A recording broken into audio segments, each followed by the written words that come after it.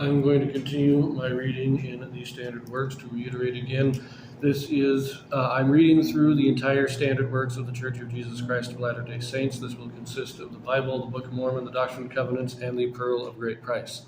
I am reading in chronological order according to events, not according to publication or volume, so I will be jumping around a bit. I am currently reading in the book of Genesis. When I read in the Bible, I will include portions from the Joseph Smith translation, which is an inspired correction or translation of the Bible done by Joseph Smith to restore those portions that were lost over time. I am currently in chapter 30 of Genesis. I've done the first half of this chapter in a previous video, and I will be finishing it here. I am picking up at verse 22. Now, a brief reminder in this chapter, we have had Rachel and Leah both gave their handmaidens to Jacob as wives. He had 4 more sons by the concubines, and Rachel has still not had any children. But again, this is only over a 5 or 6 year period. So there's that. Here we go. Verse 22.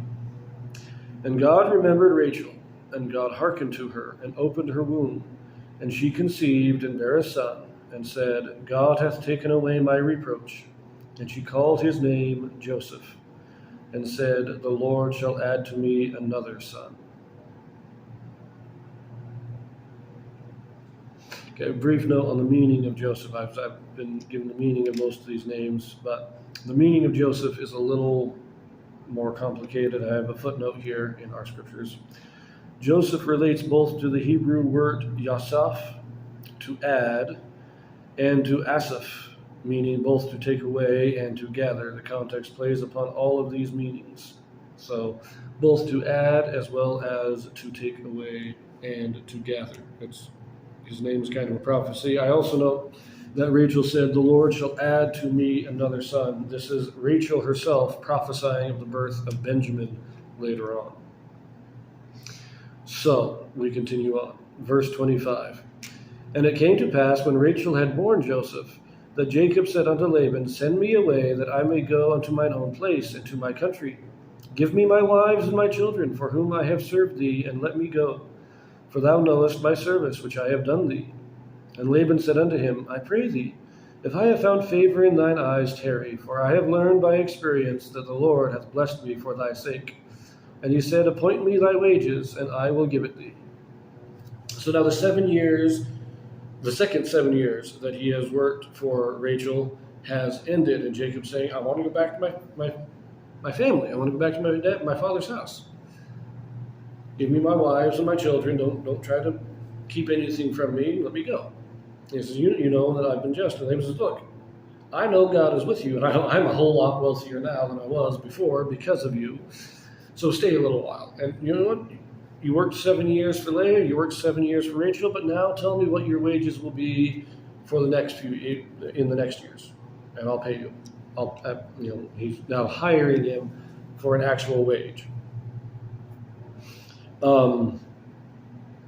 Anyways, this will also show you that all of these children of Jacob, 6 sons born to Leah, 2 to Zilpah, 2 to Bilhah, 1 to Rachel, and the 1 daughter born to Leah. That's 12 children. They were all born in a 7-year period. Even if Leah had gotten pregnant the first day of their marriage, the earliest Reuben could have been born was 9 months later. Or it may have been a little bit early, but you're talking, it wouldn't have been that much early. So Joseph is now born. Joseph is no more than 6 years younger than Reuben, who is the oldest. He is likely about the same age as their sister Dinah, and very close to the same age as the 2 youngest, Issachar and Zebulun. These guys are not that much difference. There's not that much difference in age between these 12 children of Jacob. I know in most popular media, Joseph is like he's born when all the other ones are teenagers or even in their early 20s. No, these guys were very close to the same age. But let us continue. Verse 29, and he said unto him, Thou knowest how I have served thee, and how thy cattle was with me. For it was little which thou hast before I came, and it is now increased unto a multitude. And the Lord hath blessed thee since my coming. And now when shall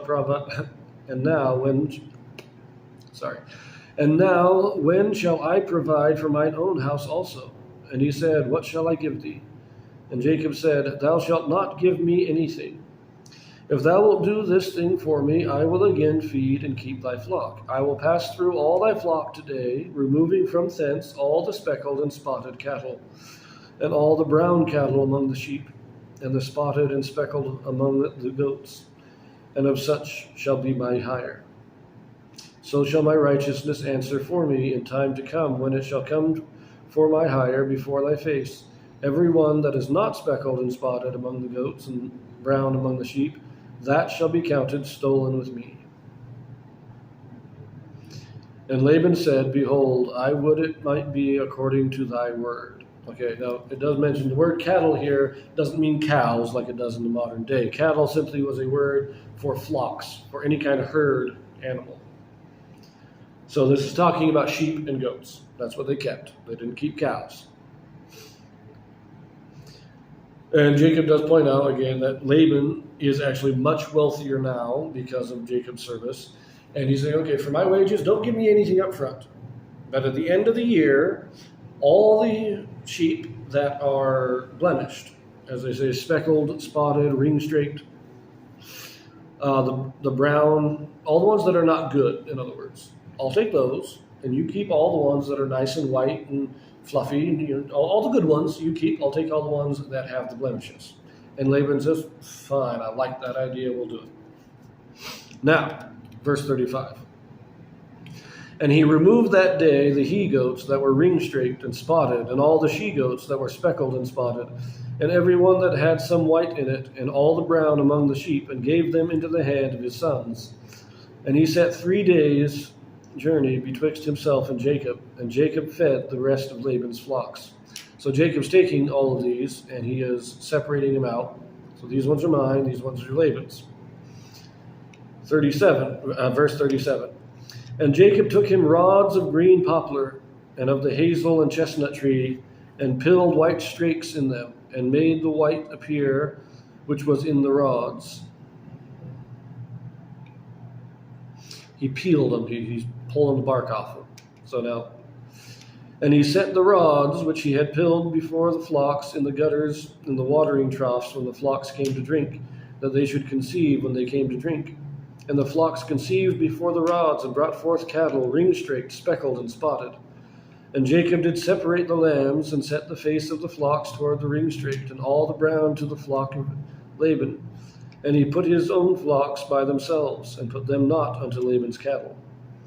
And it came to pass, whensoever the stronger cattle did conceive, that Jacob laid the rods before the eyes of the cattle in the gutters, that they might conceive among the rods. But when the cattle were feeble, he put them not in. So the feebler were Laban's, and the stronger Jacob's. And the man increased exceedingly, and had much cattle, and maidservants, and men servants, and camels, and asses. So there you go. Jacob makes a deal with Laban. Says, okay, I will stay and work for you, but my wages are going to be, I'll take all the blemished animals. And then he does this kind of, I'm not sure how it works. I think it was just God blessing him on the idea, but he basically does a selective breeding. He does selective breeding so that the stronger of the sheep produce blemished offspring. They have the speckled and ring-streaked offspring, which he then takes out and puts in his own flocks, because that was the agreement. But he does this, he actually selectively breeds so that his flocks increase and Laban's don't. I just find that kind of funny. But we will find out later on that Laban was not entirely honest with Jacob either. We know he did already deceive Jacob in the marriage of of his two daughters. So Laban is not a guy that Jacob is necessarily going to trust anyways.